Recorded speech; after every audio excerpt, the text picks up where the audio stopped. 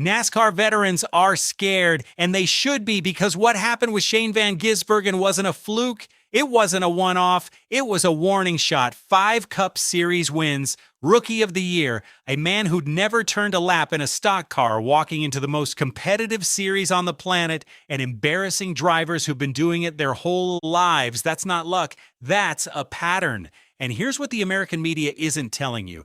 SVG was just the door opener. Behind him is a whole convoy of Aussies and Kiwis lining up on pit road, and 3 names in particular have Cup crew chiefs sweating. Stick around, because by the end of this video, I'm going to show you the one hidden deal being whispered about in the paddock right now that could change the balance of the entire Cup Series. But first, you need to understand why these guys are so dangerous, and it starts with the machinery. Here's the thing nobody wants to admit. The current next-gen car practically designed itself for a supercars driver. Let me explain. For decades, NASCAR ran an H-pattern gearbox and an old-school open-ish setup. Then the Gen 7 next-gen car arrived, and suddenly the Cup cars had features that looked awfully familiar to anyone who'd raced down under. Start with the gearbox. The next gen runs a 5-speed sequential transaxle. And what does a Gen 3 supercar run? A 6-speed sequential transaxle built by X-Track. Bang, bang, bang, straight through the gears, no fumbling with an H pattern. An American oval racer coming to a road course has to relearn how to shift. An Aussie has been sending it through a sequential box every single weekend for years. It's second nature. Now the differential. This is the big one. The Gen 3 supercar doesn't run a conventional diff at all. It runs a spool, a locked rear end, both rear wheels turning at the same speed, no differentiation all the time. That makes the car want to push in the middle and step out on exit to drive it fast. You got to manage rotation with the throttle and the brake, constantly corner after corner. It's twitchy. It's physical. It punishes anyone who's not precise. Sound familiar? Because the next-gen car behaves in a strikingly similar way. It's stiff. It's got a locked feeling rear, and it wants to snap on you. And then there's the footwork. You've all heard the buzz SVG's magic right foot. That's heel and toe, braking and blipping the throttle with the same foot while your left foot works the clutch and brake. Ryan Blaney admitted he doesn't do it. Kevin Harvick talked about it. It became a genuine talking point in the Cup garage. The fact that a Kiwi was using a technique most of the field had abandoned, and it was making him faster into the corners.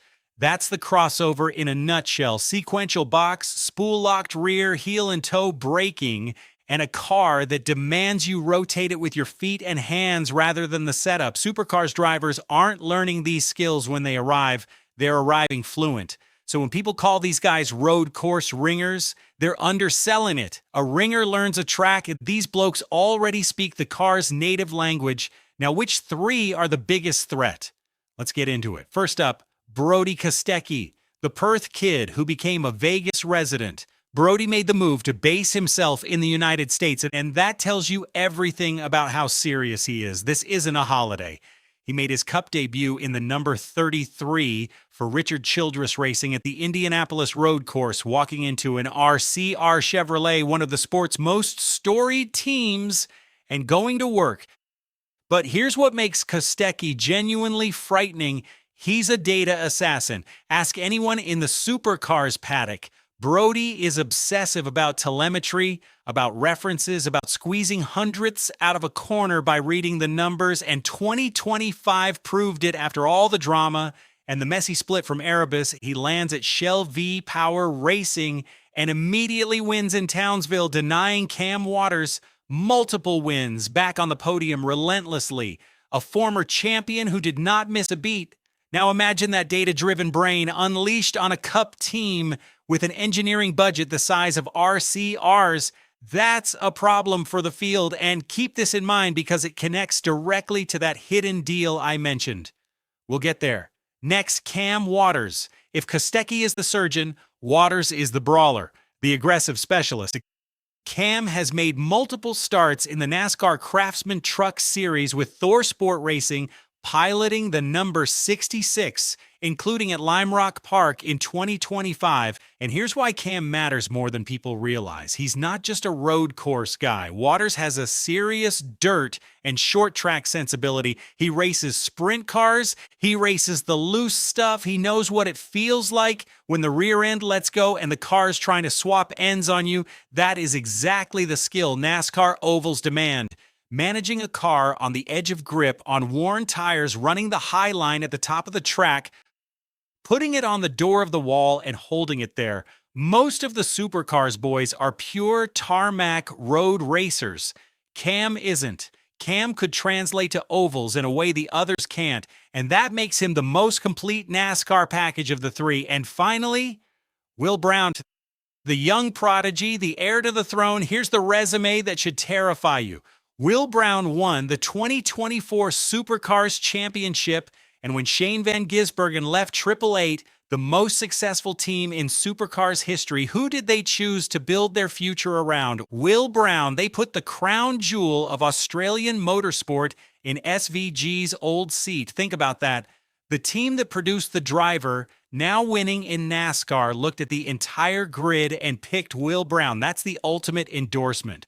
Brown made his own NASCAR cameo in the Chicago street race with Cowlick Racing, going wheel to wheel with the Cup regulars.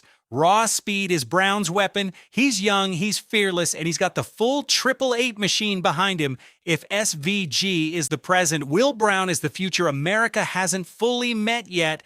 3 drivers, 3 completely different weapons, 1 flag. And if you're an Aussie or a Kiwi watching this right now, this is your moment. Smash that subscribe button. Seriously, I want the NASCAR world to open their analytics and see a wall of green and gold coming for them. Let's show the Cup Series how deep the Aussie fan base runs. Subscribe and let's make some noise because it's about to get personal. Let's talk about the garage. When SVG started winning, the reaction wasn't all applause. There was grumbling, and it started with that heel and toe technique. Suddenly you had drivers and pundits openly asking whether it should be banned. Think about that. A guy shows up, uses a completely legal driving method, dominates the road courses, and the conversation immediately turns to changing the rules to stop him. That's not sportsmanship, that's fear. Now, I'm not going to sit here and tell you there's a formal conspiracy, but you don't have to. The pattern speaks for itself. Every time an outsider arrives and beats the establishment at their own game, the establishment starts looking for reasons to level the field back in their favor. It happened with the technique debate. And you can bet that if 2, 3, 4 Aussies start winning, those quiet conversations about balance and fairness get a whole lot louder. This is the us versus them that the American commentators won't say out loud. The Supercars invasion isn't just a novelty story anymore. It's a threat to the pecking order, to careers, to sponsorship dollars. And when money's on the line, people fight dirty. The Aussies know it, and they're coming anyway, flat out. So the hidden threat, the whisper in the paddock, here it is. It's not one signing, it's the pipeline. SVG proved a Supercars driver can win at the top level. Kostecki proved they'll relocate their whole life to America and commit full-time. Waters proved the skill set stretches to the ovals, not just the road courses. And Will Brown proves the next generation is already champion grade and lining up behind them. The real threat isn't any single Aussie. It's that Australia and New Zealand, driver development factory in the world for exactly the kind of car NASCAR now races. The Next Gen car rewards everything Supercars teaches: the sequential box, the spool, the footwork, the rotation. NASCAR built the perfect machine for an Australian to master and then acted surprised when Australians mastered it. That's the deal nobody's putting on the record. Teams have seen the SVG blueprint and the phones are ringing south of the equator. This isn't an invasion of one, it's a movement. So here's my question to you, and I want it in the comments. Who takes the first Aussie Cup Championship? Kostecki with the data, Waters with the mongrel, or Brown with the raw speed? Tell me, fight about it down below. And if you're backing the Aussies and Kiwis to take over the Cup Series, if you want to be part of this before the rest of the world catches on, then join the crew, hit subscribe. This is our era, and I want you here for every single lap of it. I'm out. Keep it pinned.